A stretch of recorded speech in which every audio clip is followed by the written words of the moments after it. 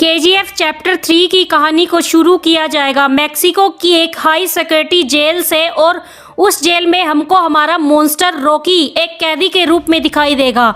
लेकिन रॉकी उस जेल में कैसे पहुंचा और केजीएफ चैप्टर 3 का ये सीन इंडियन नेवी के रॉकी के शिप पर हमले के बाद का है या फिर ये सीन ईयर 1978 से 1981 के बीच का है, ये हम आपको आज अपनी फैन थ्योरी वीडियो में एक्सप्लेन करने वाले हैं। इंडियन ओशियन में रॉकी की लाश किसी को भी नहीं मिली थी।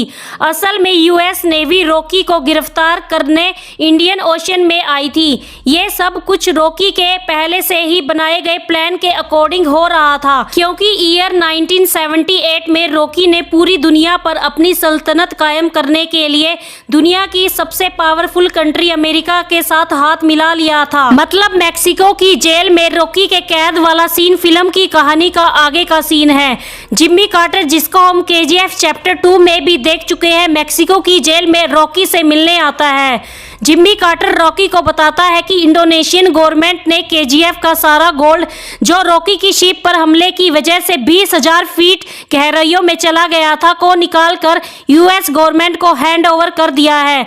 रॉकी को उस जेल में दुनिया की नजरों से छुपा कर रखा गया है। असल में रॉकी ने इंडिया से बाहर उन 3 सालों मतलब 1978 से 1981 में पूरी दुनिया के देशों के साथ बिजनेस डील करनी शुरू कर दी थी। लेकिन यूनाइटेड स्टेट अमेरिका, जो उन दिनों गोल्ड के बिजनेस में नंबर 1 था, रॉकी के साथ बिजनेस डील करने से मना कर दिया था। रॉकी जानता था कि अमेरिका को इंडोनेशिया की गोल्ड माइन से गोल्ड सप्लाई किया जाता है, इसलिए रॉकी ने इंडोनेशिया की गोल्ड माइन पर कब्जा करके वहां के गोल्ड को एक्सपोर्ट करना बंद कर दिया, जिस वजह से बहुत से देशों के बिजनेसमैन और माफिया डॉन्स जो गोल्ड के बिजनेस में इन्वॉल्व थे रॉकी के दुश्मन बन गए।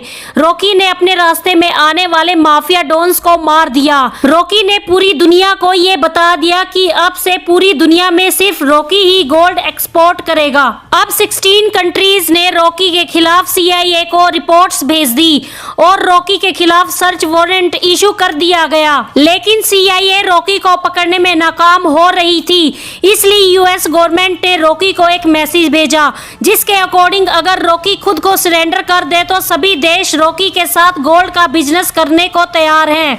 अब क्योंकि CIA पर पूरी दुनिया के देशों की सरकार का प्रेशर होता है, इसलिए CIA किसी भी हालत में रॉकी को गिरफ्तार करना चाहती है, चाहे इसके बदले में रॉकी के इलीगल गोल्ड बिजनेस को लीगल बनाना पड़े।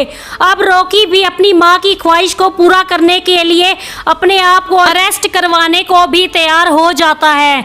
अब रॉकी ने खुद को गिरफ्तार करवा कर अपने गोल्ड के बिजनेस को तो बचा लिया, लेकिन रॉकी का आगे का क्या प्लान है? रॉकी उस जेल से बाहर निकल पाएगा या नहीं, ये हम आपको अपनी अगली वीडियो में बताएंगे। आज की वीडियो आपको कैसी लगी कमेंट करके जरूर बताइएगा। Okay, bye bye.